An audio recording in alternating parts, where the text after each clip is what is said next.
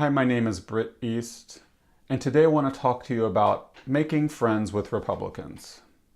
I know, it sounds totally condescending. And look, I really don't mean it to, I promise. Just stick with me. I promise you I'm not the hero of the story. I'm the one who's struggling.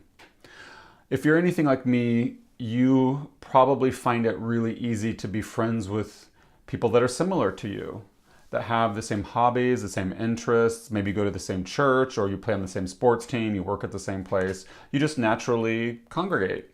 It just happens of its own accord. It's effortless. Maybe you share the same values, maybe you share the same principles, the same passions, the same ideals. That is all wonderful and good and perfectly healthy. But I've also found it's really stimulating and even fun to know people very different than me that come from all walks of life, different races, different genders, ethnicities, and yes, even people who think differently than me, even if that means they support somebody from the Republican Party or they support the Republican Party platform, whatever that means. And I'm no Democrat, believe me, but I have really struggled with the majority of Republican policies for the last 3 decades. A lot of us have, with good reason. So the other day, I purposely reached out to somebody that I had been neglecting, a friend of mine for years, who is very Republican. I mean, Republican. Very conservative. I mean, we probably don't agree on anything. But he's been really willing to be my friend for years, knowing this. He even almost seems to like it.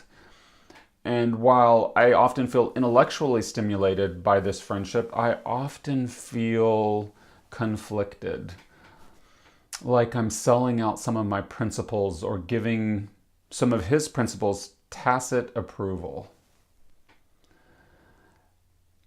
Happily, we're not a pair of friends that shies away from tough topics.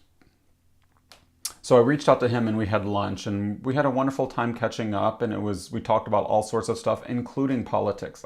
I'm not one who can sit silent. I've got too big of a mouth. So we talked about politics and we agreed and we disagreed, and it reaffirmed my understanding that not all Republicans are the same.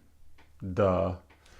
They hold a whole spectrum of beliefs, and not all conservatives are even Republicans. Like I said, I'm not even a Democrat.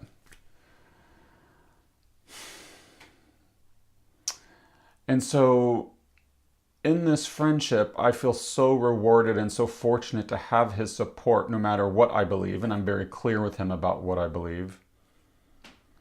And like I said, sometimes I still feel concerned or conflicted that I'm selling out on some of my values.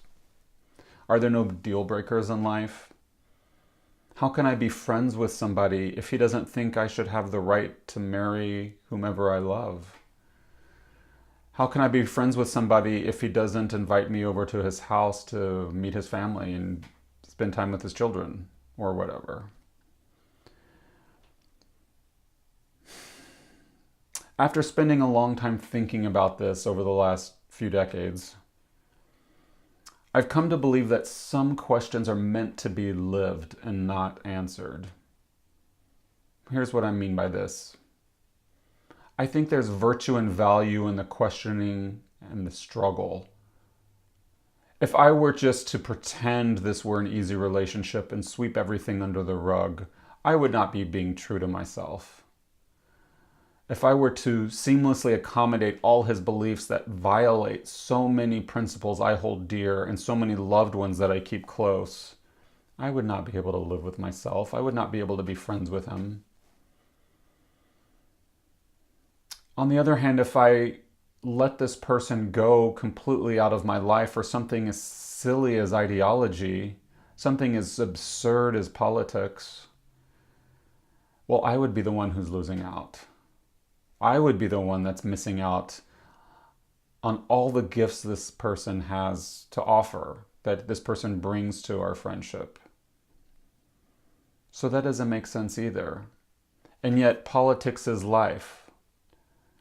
Politics is not some abstract concept. It is the life that all of us lead. And many of us cannot afford to be apolitical. Many of us have been dragged into politics whether we like it or not because it represents our civil rights, our daily movements through the world.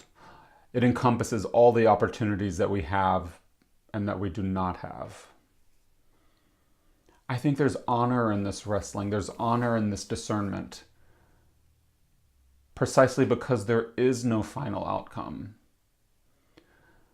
So there were moments in the lunch when I felt truly excited to see him, and there were moments when I was completely infuriated. How can this wonderful person hold these thoughts? How can this wonderful person think these things that I so vehemently disagree with? But I'm telling you, I know this much is true.